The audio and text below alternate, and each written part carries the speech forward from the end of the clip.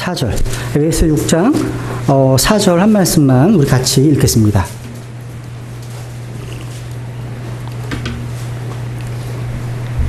시작. 또 너희 아버지들아 너희 자녀들을 노엽게 하지 말고 오직 주의 교육과 훈계로 양육하라. 또 너희 아버지들아 너희 자녀들을 노엽게 하지 말고 오직 주의 교육과 훈계로 뭐 하라고요? 양육하라. 오늘 이 성경적 자녀 교육이라는 이 주제는요, 사실은 가정의 달을 맞이해서 제가 5월 달에 하려고 했던 설교였습니다. 이 설교는요, 자녀를 가진 부모들만을 위한 것은 아닙니다. 혹시 자녀를 바라고 계신 부모들에게는 오늘의 이 말씀이 아마 미리 보는 자녀 교육 개론이 될 수 있습니다. 또 결혼하지 않은 싱글들도요, 이 원리를 통해서 유익을 얻을 수 있습니다.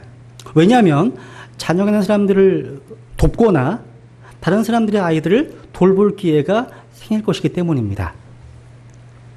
또 이 설교에 나오는 성경적 진리들은요, 자녀 교육의 숙제를 맡고 계신 주일학교 교사에게도 도움이 될 거라고 생각합니다. 또 자녀들이 이미 독립했거나 또 작년, 노년의 성도님들은 이제 부모가 될 자녀들에게 전해줄 소중한 성경적인 원리들을 좀 배우게 될 겁니다. 혹시 이 자리에 10대들이 있다면, 10대 친구들이 있다면 이전에는 이해할 수 없었던 부모님의 행동들을 설명할 수 있는 어떤 원리들을 조금이나마 이해하게 될 것입니다. 여러분, 시편 127편 3절에 보시면 이런 말씀이 있습니다. 보라, 자식들은 주의 유산이요 태의 열매는 그분의 보상이로다 말씀하고 있습니다. 유산이라는 말은요, 성경에서 가나안 땅을 언급하기도 하고 하나님의 말씀을 언급하기도 합니다. 하나님께 주신 것을 잘 지키고 자기에게 맡겨주신 책임이라고 할 수 있습니다. 우리 자녀들을 올바르게 잘 길러야 함은 하나님께서 우리 크리스찬 부모들에게 주신 청지기로서의 숙제입니다. 여러분, 하나님께서 주신 자녀를 어떻게 양육하고 계십니까? 제가 그런 얘기를 드린 적이 있어요. 제가 15년 전으로 돌아갈 수 있다면 저의 삶에 있어서 가장 진지하게 신경을 쓰고 관심을 갖고 싶은 분야는 자녀 교육에 대한 겁니다. 그동안 가장 후회가 되는 부분 중에 하나가 자녀 양육에 대한 것이기 때문입니다. 특히 여기 계신 자매님들은 할 수 있는 한 가정을 지키십시오. 성경은 자매들을요, 홈키퍼라고 말씀하십니다. 가정을 지키는 자라고 말씀하십니다. 특히 자녀들의 성장 과정에 있어서 어머니의 존재는 아주 중요한 많이 느낍니다. 자녀들에게 있어서 어머니의 부재는 그 영적 손실이 너무나 큽니다. 저는 그것을 경험적으로 잘 알고 있습니다. 여러분, 디모데의 어머니와 외할머니가 그랬던 것처럼 특히 어린 아이를 키우시는 자매님들은 할 수만 있다면 가정을 지키면서 아이들에게 신앙을 전수해 주시기를 바랍니다. 그것이 하나님께서 우리 부모에게 맡기신 주요한 사명이기 때문입니다. 나중에 제가 주님 만나는 그날 이 자녀 교육이라는 이 부분에 있어서 회개보고해야 되기 때문에 이 설교는요, 제가 저 자신을 바라보고 답답한 마음, 무거운 마음을 가지고 하나님의 긍휼히 여기심을 바라면서 회개하며 준비했습니다. 오늘 저는 성경적 자녀 양육이라는 제목으로 하나님이 뭐라고 말씀하시는지 선포하겠습니다. 우선 첫 번째로 성경은 누가 자녀들을 가르쳐야 하고 어디에서 자녀들을 가르쳐야 한다고 말씀하고 있습니까? 부모입니다. 가정입니다. 부모 책임의 원칙입니다. 하나님 명령입니다. 신명기 6장을 보십시오. 신명기 6장 4절부터 9절까지 유명한 쉐마라고 하는 부모인데요. 신명기 6장 4절부터 9절까지입니다.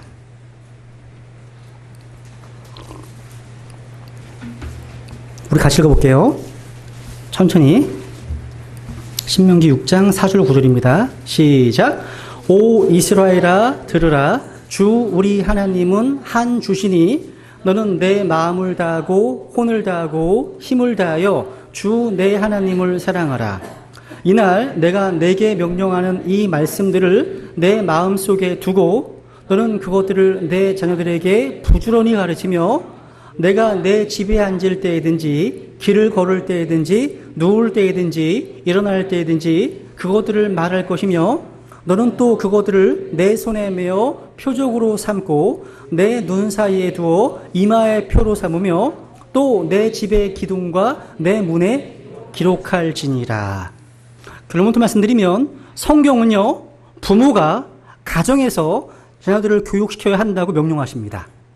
부모 책임의 원칙입니다. 여러분, 세계에서 가장 우수한 교육, 민족 집단은 어디죠? 유대인입니다. 유대인입니다. 역사상 노벨상 수상자의 약 30%가 유대인입니다. 흔히요, 자녀 교육에 대해서 관심 있는 분들은요, 유대인들의 철학 강연을 듣습니다. 실제로요. 뭐 하버드 학교도 그렇고 마찬가지입니다. 유대인 교육 버금가게 자녀들의 교육열이 높은 곳이 어디예요? 또 한국입니다. 한국이에요. 그런데 여러분, 눈으로 보이는 결과를 보면 전반적으로 유대인을 따라가지 못합니다. 못 따라가요. 유대인들은요, 성인이 되면 그들의 사고방식이 아주 논리적이고 치밀합니다. 근데 우리는 그렇지 못해요. 교육열은 유대인과 버금가는데 결과는 그렇지 못하다는 겁니다. 일반적으로 봐서 유대인들은요, 어떤 계약이나 협상에 강합니다. 아주 능해요. 근데 우리는 그 분야에 너무 약해요. 약합니다. 유대인들은 자녀들을 어떻게 교육시킬까요? 그 본질을 알고 싶습니다. 본질을요. 사실 교육 철학이나 교육 방법론은요, 학파마다 다르고 다양합니다. 그런데 우리에게는요, 확고부동한 변하지 않는 진리가 필요합니다. 유대인들은 뭐가 그런 차이를 만들어냈을까요? 전 교육학에 대한 전문가는 아닙니다. 제가 이해한 유대인의 교육의 본질은 아주 심플합니다. 단순해요. 두 가지입니다. 하나는 뭐냐면 유대인들은 어린 아이를 교육함에 있어서 그 중심이 철저하게 어디라고요? 가정이라는 겁니다. 철저하게. 그러니까 교육의 중심과 핵은 가정이라는 것을 강조합니다. 두 번째, 유대인들은요, 가정을 중심으로 해서 대대로 조상 때로부터 전수되어 온 강력한 자기들의 신앙을 가르쳐 온 것입니다. 그래서 먼저 사람 만드는 게 먼저예요, 먼저. 그러니까 3살 때부터요, 가정에서 유대인들은 영어가 아니에요. 토라를 가르칩니다. 율법, 하나님의 말씀 가르치는 거예요. 토라를요. 그러니까 여러분, 일반 그 개신교회 정상적인 아이들이요, 1년에 성경을 공부하는 시간이 약 50시간이랍니다. 50시간. 그런데 동일한 연령층의 유대인 아이들은요, 5배가 넘습니다. 250시간 이상을요, 가르친다고 해요. 그러니까 토라를 외우게 만듭니다. 즉, 신앙관을 가르치는 거예요. 신앙관을요. 이런 원리는 다 사실 하나님의 말씀에서 나오는 겁니다. 여러분, 오늘날 우리 부모들의 고민이 뭐예요? 고민이 뭡니까? 가장 큰 고민은 뭐냐면 의사소통의 단절입니다. 그러니까 가족 간에도 세대 차이를 느낍니다. 원인은 뭔지 아십니까? 자녀들이 부모님으로부터 무언가를 배우지 않기 때문입니다. 그러니까 영어를 배우고 컴퓨터를 배우고 수학을 배우고 태권도를 배우고 또 어디서 배워요? 학원에서 배웁니다. 학교에서 배웁니다. 방과 후. 그래서요, 조금 크잖아요? 아이가 좀 커요. 그러니까 사춘기 전까지는 우리 아이가 최고 같아요. 사춘기를 진입하게 되면 갑자기 달라져, 아이가요. 그래서 우리가 달라졌다는 얘기를 많이 들었거든요, 제가요. 좀 더 커보면 아실 겁니다. 그러니까 청소년기 들어가게 되면 아이들에게 용돈 주고 밥 해주는 것 이외에는 아무 영향력을 발휘하지 못합니다. 그래서요, 어느 시기가 되면 자식을 잃어버린 상실감을 겪게 된다는 거예요.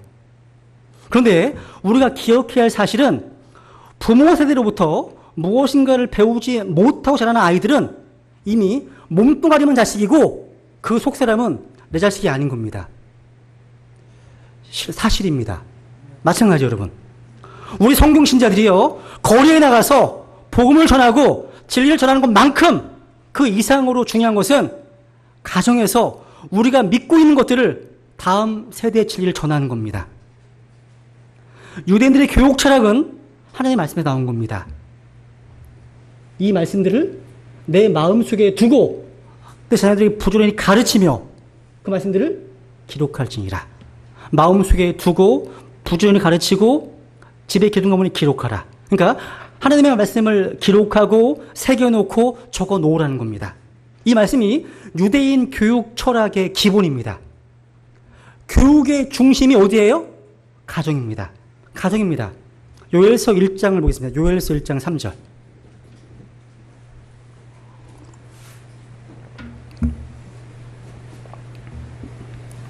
요엘서 1장 3절 시작. 너희는 그것을 너희 자녀들에게 말하고 너희 자녀들은 그들의 자녀들에게 말하며 그들의 자녀들은 다른 세대에게 말할지니라. 이게 보이세요? 신앙 전수가 보이십니까? 그죠? 자녀 교육, 신앙 교육에 있어서 하나님께서는요, 우리 아이들이 평생을 붙들고 살아야 할 자기 일생을 커버할 수 있는 대원칙들을 학교가 아니고 학원이 아니고 가정에서 부모로부터 배우도록 원칙을 정해 오셨습니다. 하나님의 명령입니다. 그리스도인들은요, 자녀들에게 성경을 부지런히 가르쳐야 됩니다. 가정 자녀들에게요, 성경을 가르쳐야 됩니다.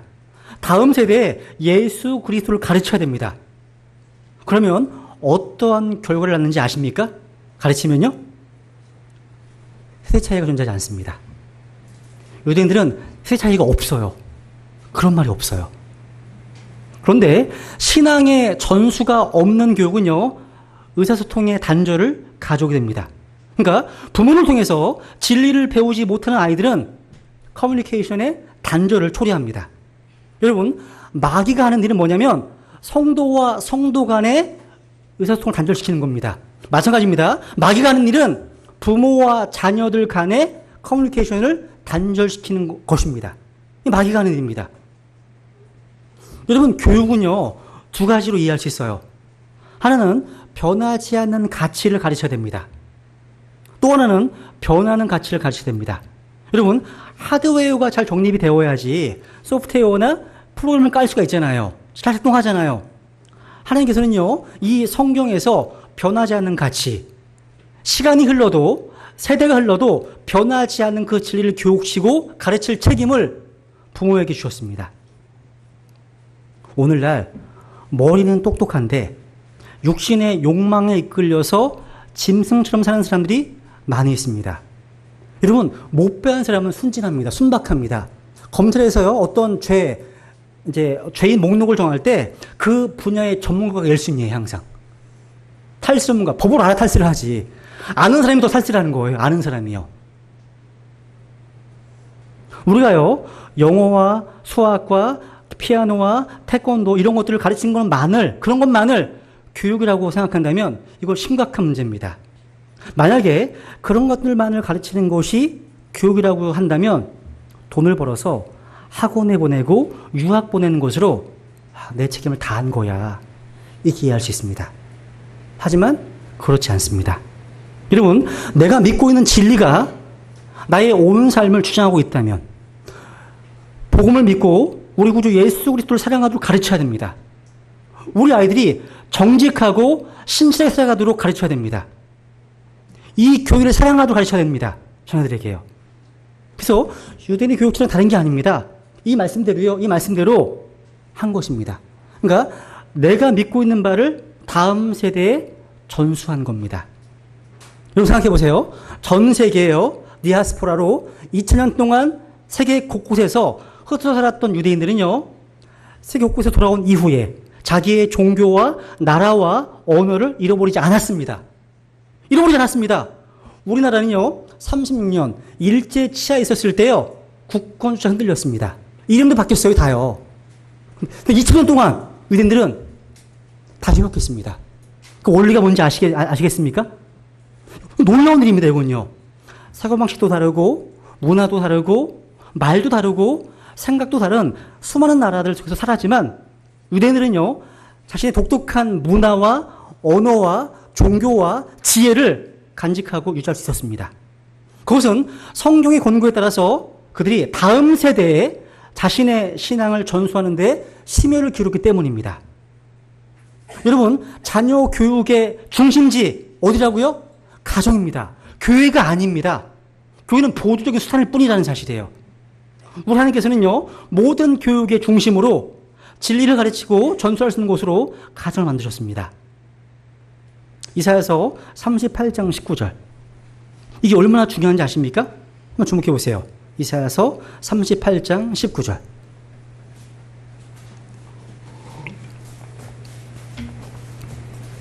우리 같이 읽어볼까요? 시작. 살아있는 자, 곧 살아있는 자는 이날 내가 하는 것 같이 주를 찬양할 터이며 주의 진리를 아버지가 자녀들에게 알리리이다. 주의 진리를 선생에서 배우는 게 아닙니다. 또래 친구에서 배우는 게 아니에요. 어떤 강사에서 배우는 거 아닙니다. 누구한테 배우는 거라고요? 아버지가요, 자녀들에게 알리리이다. 아버지에게서 배워야 합니다. 부모에게서 배워야 합니다. 우리 자녀들이 부모를 떠난다 하더라도 부모에게서 물려받은 그 성경적 가치관 때문에 부모들을 존경할 겁니다. 즉, 어린 아이들의 교육 장소는 가정입니다. 교육의 주체는 누구라고요? 부모입니다. 부모. 다시 반복하지만 자녀들을 위한 위대한 교사는 부모들입니다. 영어와 수학 가르치는 것만이 교육의 목적이 아닙니다. 만약에 교육이 가변적인 것들만을 가르치는 것이 교육이라면 그 가변적인 것들은요, 전문가에게 위탁하면 돼요. 이런 수업 학과 같은 것들은, 과목들은요.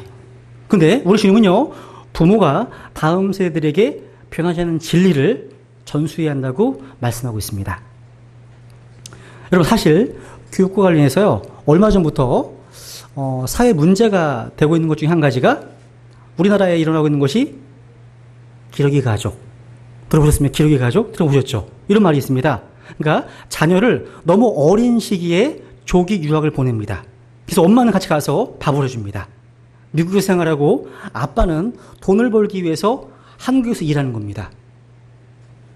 근데 거기에 많은 문제가 발생합니다. 많은 부부들이 이혼한답니다. 이혼. 여러분, 어떻게 생각하십니까? 어떻게 생각하십니까? 성경을 아는 성경 신자라면 이거 한마디로 정신 나간 짓입니다. 비성경적인 겁니다. 그들에게는요, 좋은 학교에서 특별한 지식을 배우고 영어를 배우는 것이 전부라고 생각하겠지만 하나님께서 의도하신 최고의 교육기관, 제1의 교육기관인 가정이 해체되고 하면서 뭘 가르치겠다는 겁니까? 이것은 교육이 우상이 되는 겁니다. 아마 이 동탄이라는 지역이 굉장히 교육이 열이 강한 것 같아요. 이 지역이요. 저하고 안 맞는 것 같은데 일을 보내신지 모르겠어요. 저는요, 좌우도 분별하지 못하는 우리 어린아이들을 아주 멀리 조기 유학 보내지 않기를 바랍니다.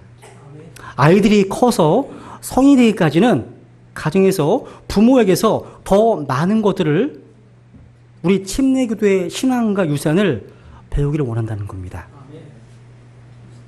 그래서 어떤 면에서는요, 세계 선교보다 다음 세대에 진리를 가르치는 것이 더 중요할지 모르겠습니다. 시편 78편을 보세요. 시편 78편 3절과 4절, 6절. 이런 말씀이 반복되어 있습니다.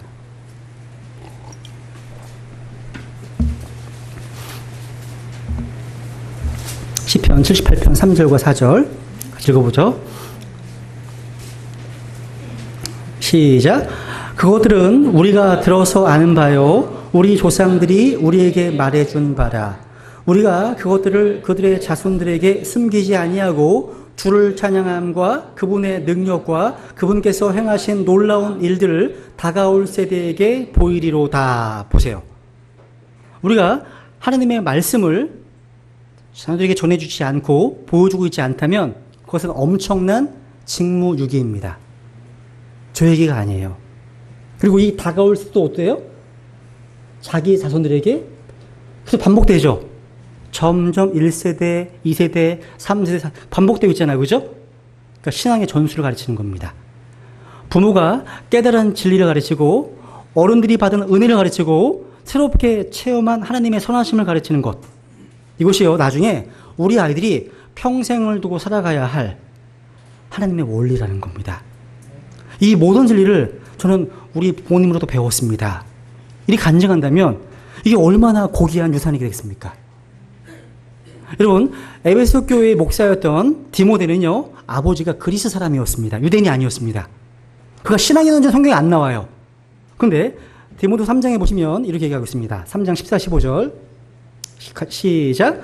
그러나 너는 배워서 확신하게 된 것들 안에 거하라. 내가 그것들을 누구에게서 배운 줄 알며 또 어린아이 때부터 내가 거룩한 성경 기록들을 알았나니 그것들은 능히 너를 지혜롭게 하여 그리스도 예수님 안에 있는 믿음을 통해 구원에 이르게 하느니라. 보세요.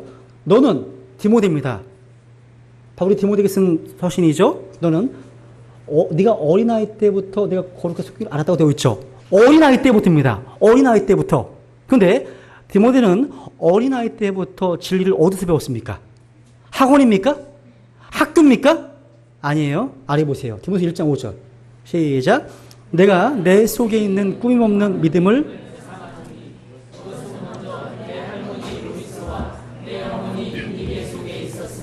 내 속에 있는 줄을 내가 확신하노라. 바로 디모데는요, 어머니 유니게와 할머니 로이스로부터 배웠습니다. 즉, 가정에서 어려서부터 진리를 배운 겁니다. 여러분, 흥미로운 사실은요, 이런 게 있어요. 성경에 보면요, 아버지는 되게 신실하고 훌륭합니다. 그 자식들이 아주 이상한 자식들이 나오는 경우가 많아요. 엘리도 마찬가지고 사무엘도 마찬가지예요. 자식이 문제예요. 그런데 성경에서 어머니가 신실하고 어머니가 훌륭하면 자식들은 전부 다 훌륭합니다. 이상해요. 그러니까 어머니의 역할이 정말 중요하다고 볼 수 있는 거예요. 가정을 지키는 자이기 때문에. 그러니까 디모데 마찬가지예요. 마찬가지입니다. 어렸을 때 가정에서 어머니와 외할머니로부터 배웠습니다. 진리를 배운 거예요. 이처럼 부모 세대는요, 자식 세대들에게 진리를 전수해 줘야 됩니다. 우리의 신앙과 믿음을 가르쳐야 한다는 겁니다. 우리는 어떤 유명한 교육학 박사의 말보다 성경에서 말씀하시는 하나님의 말씀에 귀를 기울이셔야 됩니다. 이 의무를 우리가 수행하지 않으면 회개보고 하셔야 됩니다. 하나님 앞에요. 우리가 이 의무를 수행하지 않으면 아이들의 속사람, 아이들의 정신세계, 내면세계는요, TV나 스마트폰이나 인터넷이나 학원 사람들에게서 지배를 받게 될 겁니다. 그래서 둘째로요. 두 번째로. 왜 가정에서 부모가 자녀들을 신앙적으로 양육해야 할까요? 왜 가정에서요? 부모들이요, 가정에서 자녀를 가르치지 않으면 다른 그 누군가가 그 역할을 맡게 될 것이기 때문입니다. 현실을 직시해 보십시오. 무엇인가가 지금 현재 진행형으로 우리 자녀들에게 영향을 주고 있습니다. 그들을 지금 빚어가고 있어요. 만들고 있다는 겁니다. 그것이 부모가 아니라면 누구일까요? 어떤 다른 세력들이 우리 자녀들에게 영향을 주고 있는 겁니다. 첫 번째, 악한 문화입니다. 이 세상의 악한 문화형입니다. 사실 그런 세력은 많아요. 문화가 뭐예요, 문화가? 문화는요, 사람들이 믿는 바를 겉으로 표현한 겁니다. 문화가 영어로 컬처예요, 컬처. 근데 이단을 영어로 뭐라고 그러죠? 영어로요? 이단을요? 컬트. 컬처와 컬트는 서로 어원이 같아요. 같습니다. 그러니까 사람들이 믿는 바를 표현하는 게 문화인데요. 오늘날은 절대적인 진리와 기준은 없다고 가르칩니다. 이 시대는요.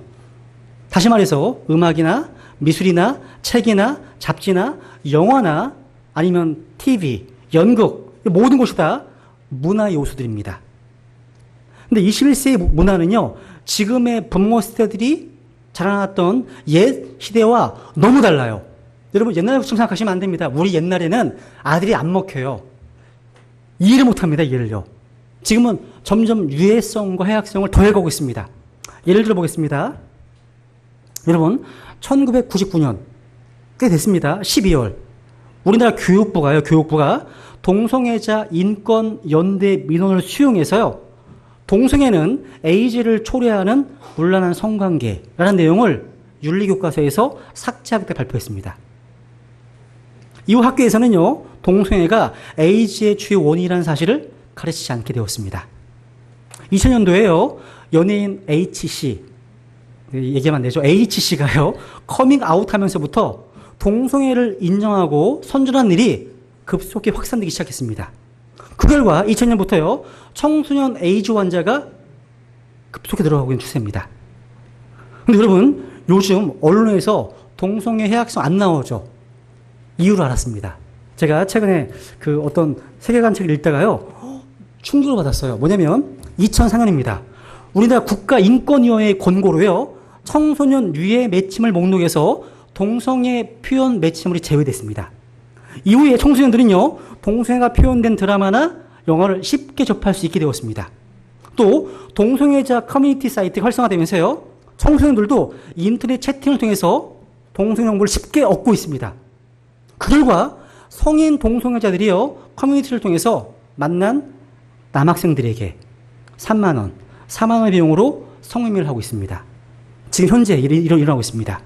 뿐만 아니라 잘 보세요. 이제 2011년입니다. 5년밖에 안 됐습니다. 2011년 국가인권위원회는요, 한국기자협회와 인권보도준칙 협약을 맺고 동성애의 문제점과 병리적 현상을요, 보도하지 않기로 결의했습니다.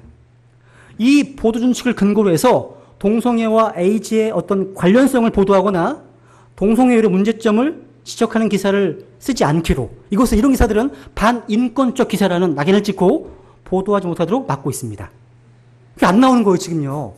지금. 이처럼 교육계와 언론이 혼유일체가 되어서 노력한 결과요, 2013년 에이즈 감염자 수가요, 1만 명을 돌파했습니다.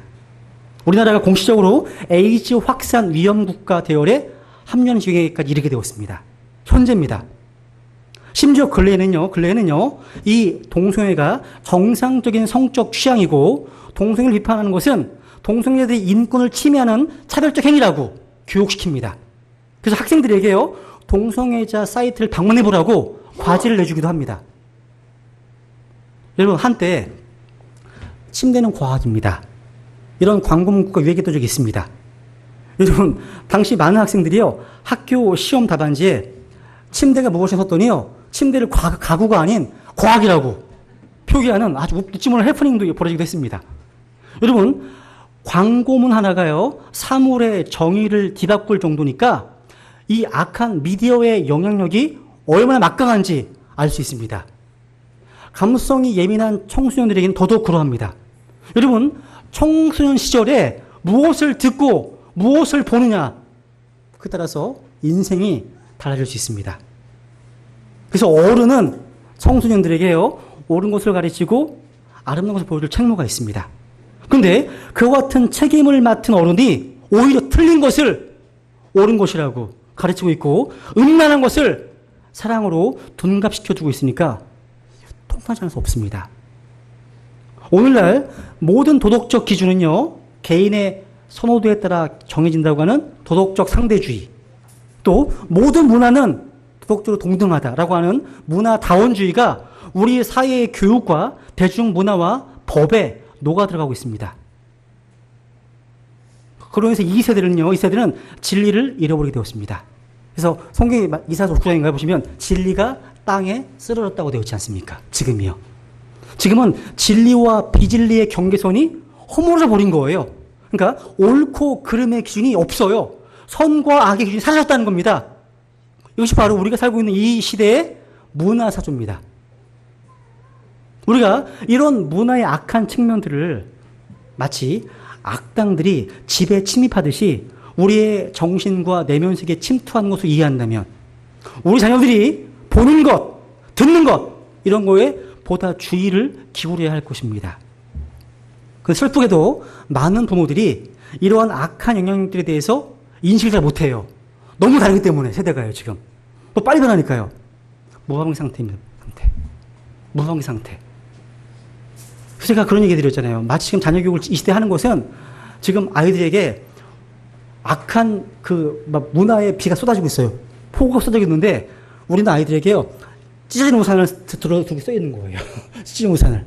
딱 이런 것 같습니다.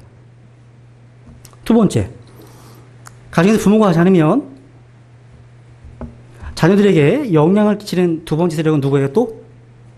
또래 친구들입니다. 또래 친구들이에요. 많은 부모들은요, 자녀들이 부모와 점점 더 거리를 두고 친구를 의지해서 의사결정을 내리는 상황을 무력하게 지켜봅니다. 이런 상황은 특히 10대 초반에 심합니다. 그래서 중이병은 정신병이라고 하더라고요. 그때는 건드리지 마세요. 그러니까 그 시점에 이르러서 많은 청소년들은요, 부모와 거리를 두고 보다 독립적이 되고자 하는 겁니다. 이 시기에 또래 집단이 청소년들에게 아주 중요한 역할을 합니다.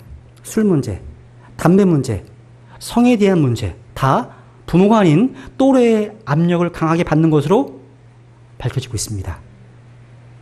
세 번째, 학교는 어때? 학교. 교육제도, 학교제도입니다. 학교 교육이요, 우리 아이들을 좋은 그리스도인으로 만들어주는 게 아니에요. 학교가요, 우리 아이들에게 좋은 인격을 만들어주는 게 아닙니다.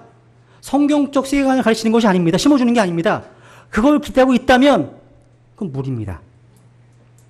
또래의 압력은 이 학교 환경에서 더 격심해집니다. 저는 지금 이 시대에는 홈스쿨을 시키고 싶을 만큼 너무 악합니다. 학교 환경이요. 그 미국에서 왜 성경신학이 학교에 공립학교 안 보내는지 알겠어요. 우리나라도 그렇게 가고 있습니다, 지금요. 이해가 가요. 그러니까 학교 친구들의 영향에다가 현대 공교육의 입시 위주 교육, 주입식 교육 등등. 학교는요, 자녀들의 인격 형성에 가장 강력하고 해로운 영향을 끼치는 뜻밖의 세력이 될 수 있습니다. 부모가 자녀들에게 올바른 영향력을 행사해주지 않으면 이러한 뜻밖의 세력들이요, 그 자리를 차지하게 될 것입니다.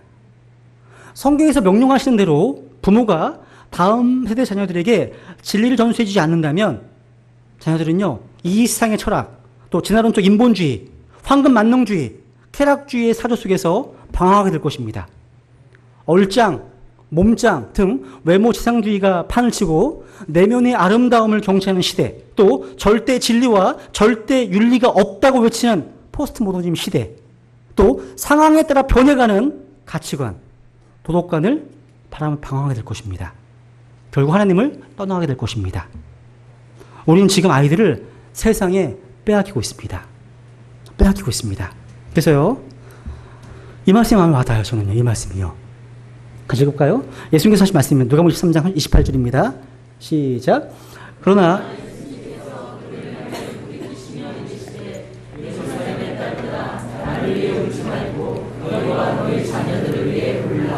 나를 위해 울지 말고 너희와 너희 자녀들을 위해 울라.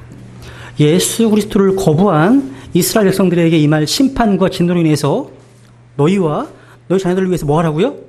울라고 말씀하고 계신 겁니다. 지금은 우리가 우리 자녀들을 위해서 울어야 될 때입니다. 울어야 될 때입니다. 그래서 여러분, 자녀 양육 관련해서 핵심이 뭐냐면 이 영적 전쟁에서 누가 선점하는가. 따라해보세요. 누가 선점하는가. 이게 핵심입니다. 우리 아이들의 마음을 어렸을 때부터 하나님의 말씀으로 선점할 것인가, 아니면 이 약한 문화, 마귀의 것으로 채울 것인가 하는 겁니다. 사탄은요, 문명의 이기를 통해서 동원해서요, 우리 자녀들을 집중 공격하고 있습니다. 천문학적 돈을 쏟아붓고 있습니다. 그렇기 때문에 부모가 자녀들의 마음판에 진리를 새길 수 있도록 먼저 선점하는 것이 아주 중요합니다. 혹시 여러분 그 수잔나, 요한 웨슬레의 어머니 수잔나를 아십니까? 수잔나는요, 무려 19명의 자녀들을 한결 아주 훌륭한 자녀로 키웠습니다. 19명의 자녀들을요. 누군가 물었습니다. 당신의 자녀 교육의 비밀은 무엇입니까? 수잔나가 이렇게 대답했습니다. 나는 우리 아이들이 그들의 머리가 크기 전에, 좀 더 정확히는 5살이 넘기 전에 그들의 의지를 꺾어서 하나님의 말씀 앞에 순종하는 법을 가르쳤습니다. 몇 살이 되네요? 우리나라 나이로 7살입니다. 7살이기 전에 했다는 거예요. 그러니까 선점의 문제에서 승리한 거예요. 그래서 제가 아까 자매님들은 웬만하면 가정시키라고 말씀드렸잖아요. 가능하면 그 시기쯤, 그러니까 아이가 태어나서 8살 이때쯤은 웬만하면. 여러분, 교육학자 앨런 블럼 이렇게 얘기했습니다. 기억된 것은 반드시 재생된다. 그러니까 어렸을 때부터 기억된 게 있을 거 아니에요. 언젠가 재생됩니다. 이게 두려운 말이에요. 이게 뭘 새겨줬는가에 따라서 결과가 달라져요. 그래서 조기 교육이 그게 중요한 겁니다. 신앙교육이요. 그래서 구세군의 창설자 윌리엄 무스 장군이 이렇게 얘기했습니다. 그리스도인 부모들에게 절실한 당부를 남겼습니다. 부모 여러분, 빨리 손을 쓰십시오. 마귀가 여러분의 자녀들에게 죄를 가르치기 전에 그들에게 하나님을 가르치십시오. 마귀가 우리 자녀들의 가슴에 불신을 심기 전에 믿음을 그들 가슴에 심어야 합니다. 이렇게 얘기했습니다. 이것이 어렸을 때부터 가정에서 부모가 신앙을 가르쳐야 하는 이유입니다. 그럼 마지막으로 이제 세 번째. 부모가 자녀들에게 뭘 가르쳐야 될까요? 성경은 아마 지금 이제 이 시대가 예수 그리스도의 재림이 가까운 이 마지막 시대에 실제로 자녀 교육만큼 내 뜻대로 되지 않고 어려운 것도 없습니다. 하나님께서는요, 우리의 고민과 어려움을 잘 알고 계십니다. 알고 계십니다. 여러분, 하나님의 백성으로 부름받았던 이스라엘 백성들이나 오늘날의 교회를 보면서 아마 내가 자식들을 먹이고 키웠거늘 그들이 나를 거역할도다. 주님은 슬퍼하셨습니다. 자식들을 먹이고 키웠거늘 거역한다고요. 우리는 반항하고 간섭받기 싫어하는 자녀들을 바라보면서 하나님에 대한 우리의 반항과 죄성을 다시 발견할 수 있습니다. 그러면 성경은요, 아이들에게 구체적으로 무엇을 가르쳐야 한다고 말씀하고 있습니다. 읽어보죠, 같이. 사무엘 22장 6절, 시작.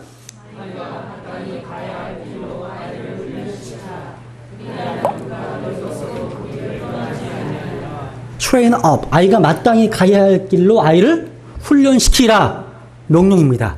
마땅히 가야 할 길로. 성경은 특히 태도의 문제, attitude, 태도와 캐릭터, 인성과 이런 중요성을 강조했습니다. 태도, 자세, 인성교육의 중요성, 사람을 대하는 태도, 사물을 대하는 태도, 어떤 사건을 대하는 태도, 사실을 대하는 태도, 이게 중요하다는 거죠. 그러니까 자문을 통해서 이제 우리가 무엇을 가르쳐야 하는지 무척 많이 있지만 그냥 한 몇 가지만 정리해 봤습니다. 첫 번째, 자녀가 하나님을 두려워하도록 가르치십시오. 제가 매일 아침 아이들을 위해서 기도하는 제목입니다. 하나님을 두려워하도록. 모든 지식과 모든 배움은요, 여기에서 출발합니다. 잠언 1장 7절. 읽어볼게요. 같이 시작. 주를 두려워하는 것이 지식의 시작이거늘 어리석은 자들은 지혜와 훈계를 멀시하느니라. 여러분, 아이를 지혜와 지식이 있는 사람으로 기르는 일은 건물을 세우는 것 같습니다. 근데 그 일의 베이스가 뭔지 아세요? 베이스가 주님을 두려워하는 겁니다. 하나님을 두려워하도록 가르치는 것은요, 자녀가 건강하고 행복한 사람을 설 수 있도록 견고한 기초를 세워놓는 겁니다. 여러분, 그리스도인은요, 세상 사람들과 신분이 다른 사람들이에요. 신분이 달라요. 그래서요, 우리가 세상과 다르게 사는 것을 두려워하지 않도록 가르쳐야 됩니다. 그래서 레위기 18장에 보시면 이거 보죠. 같이 시작.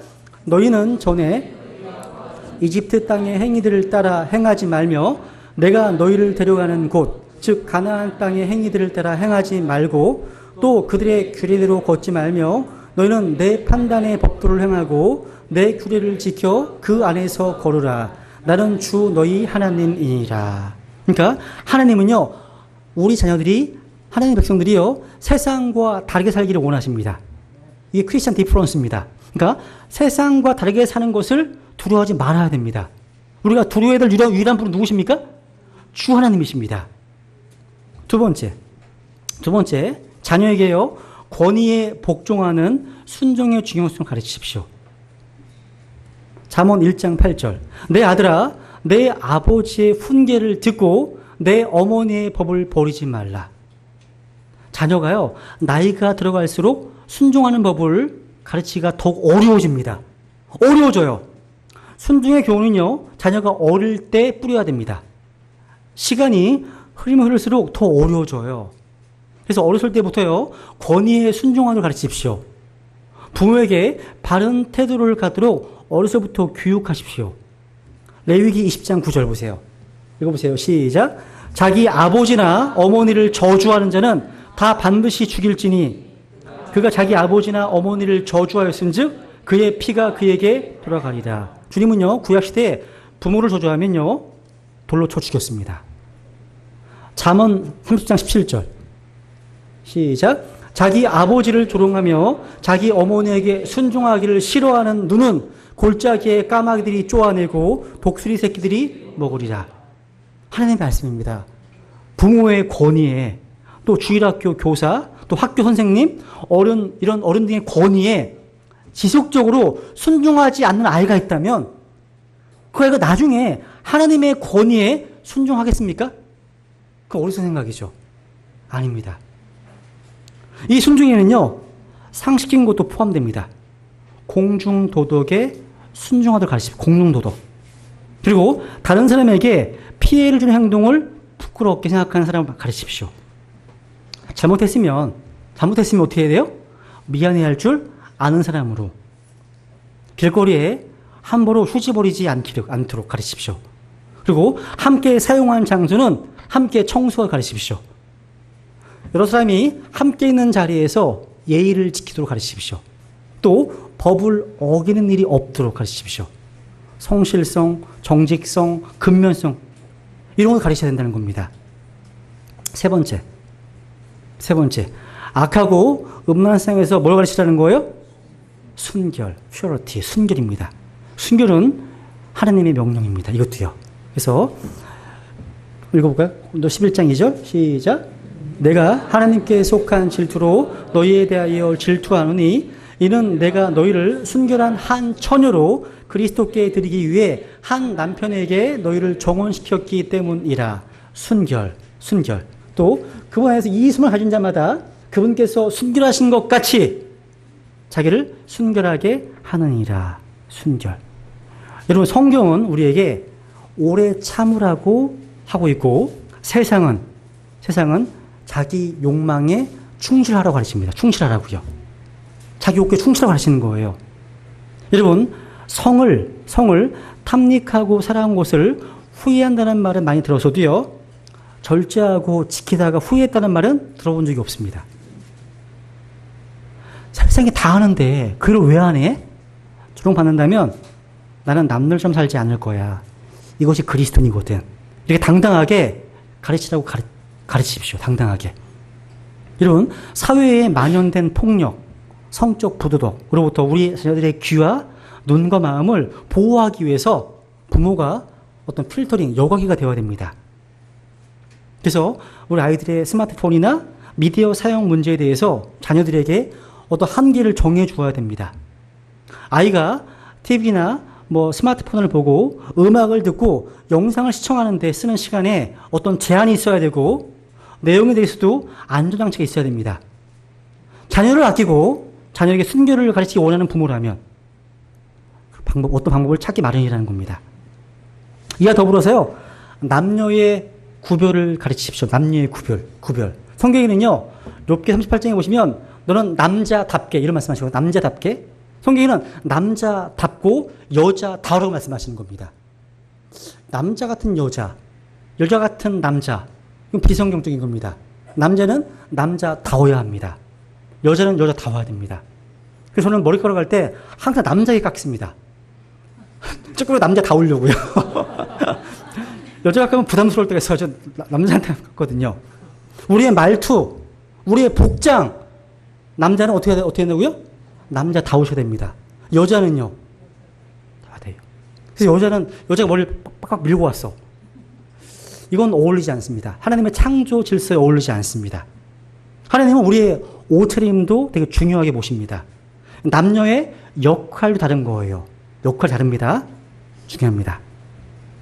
그 다음에 이제 네 번째. 자녀가 경건한 친구를 선택하도록 가르치십시오. 그러니까 자녀에게 좋은 친구를 고르도록 가르치는 겁니다. 그래서 잠언 13장 20절 같이 읽어볼까요? 시작.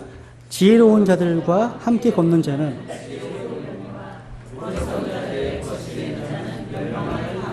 한마디로 유유상종입니다. 왜?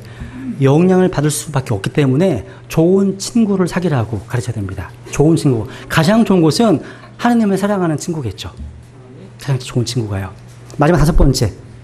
다섯 번째, 시간이 많이 갔네요. 또 무엇이 옳고 그른지를 가르치십시오. 무엇이 그른지. 그러니까 무엇이 선한 것이고 무엇이 악한 것인지, 또 무엇이 추천할 만한 것이고 무엇이 배격할 만한 것인지를 가르치십시오. 한번 읽어볼까요? 시작. 단순한 자는 모든 말을 믿으나 분별 있는 자는 자기의 가는 것을 잘 살피느니라. 레위기 10장 10절 시작. 그리하여 너희가 거룩한 것과 거룩하지 아니한 것, 부정한 것과 정결한 것 사이에 구별을 두고. 그러니까 상대주의 또 세속주의로부터의 분리를 가르쳐야 됩니다. 우리에게는 하나님의 말씀이라고 하는 절대 기준이 있습니다. 창조주의 법이 있다는 거죠. 이 내용은 제가 다음에 또 말씀 자세히 드리겠습니다. 또 창조와 진화를 가르쳐서 학교에서 배우는 진화론이 우리 조상의 원숭이라고 하는 거짓말을 알려주셔야 됩니다. 진화론은 공산주의와 뉴에이지의 철학적 기반입니다. 또한 인본주의와 물질 만능주의, 뉴에이지로부터의 분리를 가르쳐야 됩니다. 이렇게 가르쳐야 됩니다. 그렇다고 여러분, 학교에서 배우는 공부를 소홀히 하라는 것은 아닙니다. 학교 공부도 열심히 해야 합니다. 저는 공부를 못하는 건 괜찮지만 공부를 안 하는 건 못 참습니다. 안 하는 거는요. 왜? 자기에게 주어진 이것이 직무이기 때문에, 학생으로서, 그죠? 우리가 왜 공부를 해야 됩니까? 여러분 생각해 보세요. 왜 국어를 열심히 공부해야 돼? 왜요? 국어를 왜 열심히 해야 됩니까? 하나님의 말씀을 보다 정확하게 이해하도록 하는데 도움이 되기 때문이에요. 여러분 수학을 왜 공부해야 됩니까? 산수를요? 우리 아이들은 수학을 너무 싫어해요. 제가 싫어했거든요. 학교 다닐 때. 근데 수학을 왜 공부해야 됩니까? 논리적 사고를 갖고요. 우리가 맹신자가 되지 않도록 하기 위해서입니다. 우리가 왜 과학을 열심히 공부해야 됩니까? 과학을요? 하나님이 창조하신 자연의 질서를 배우고 하나님을 이해하기 위해서입니다. 창조를 이해하기 위해서. 우리가 왜 음악과 예술을 공부해야 됩니까? 아마 부드러운 심성을 갖고 창조주를요, 풍성한 방법으로 찬양하기 위해서입니다. 우리가 왜 역사를 공부해야 됩니까? 역사를요? 통찰력을 기르기 위해서입니다. 과거와 현재를 알면 미래를 알 수 있거든요. 근데 우리 인간 이런 말 하잖아요. 인간이 역사로부터 배우는 유일한 것은 역사로부터 아무것도 배우지 못한다는 것이다. 이게 한 번 반복됩니다. 반복되는 거예요. 또 우리가 문학이나 고전을 왜 공부합니까? 문학이나 고전을요? 고상하고 기품 있는 생각을 하고 우리 삶에 도움이 되기 때문입니다. 등등 많이 있잖아요. 그래서 열심히 공부하시라는 거죠. 여러분 마치 제가 다니엘서 1장에서 다니엘 10대 청소년이었습니다. 그 당시 바벨론 교육의 거의 탑이었습니다. 다니엘은요. 왜? 하나님의 지혜를 가지고서.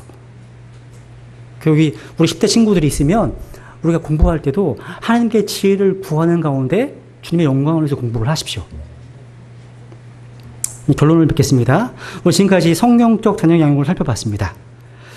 말씀 들으시니까 이거 누가 이걸 다 실행할 수 있겠어 이런 고백 안 나오세요? 저도 그러거든요. 지금 다 그렇게 하고 계시다면 이 설교가 필요하지 않은 거예요. 우리에게는요, 하나님의 도우심이 절대적으로 필요합니다. 하나님의 은혜가 필요합니다. 하나님의 도움과 은혜가 없이는 부모 역할을 제대로 할 수 없습니다. 그래서 우리는 기도해야 됩니다. 그래서 시편 117편 1절 읽어볼까요? 같이 시작. 주께서 집을 세우지 아니하시면 그것을 세우는 자들의 수고가 헛되며 주께서 도시를 지키지 아니하시면 파수꾼의 깨어있음이 헛되도다. 여러분, 하나님의 도움이 없이는 건강한 자녀를 양육하는 데 필요한 인내심이나 어떤 견디는 것, 참는 것, 그걸 가질 수 없습니다. 여러분, 부모가 되는 것은요, 제가 볼 때 초자연적인 힘을 필요로 하는 일입니다. 좀 많이 느낍니다. 하나님이 없다면, 그분의 은혜와 긍휼하심이 없다면 부모 역할을 할 시도도 하지 마십시오. 안 돼요. 빌립보 4장을 볼까요? 같이 읽어볼까요? 시작. 나를 강하게 하시는 그리스도를 통해 내가 모든 것을 할 수 있느니라. 나를 강건하게 하시는 분 누구십니까? 그리스도십니다.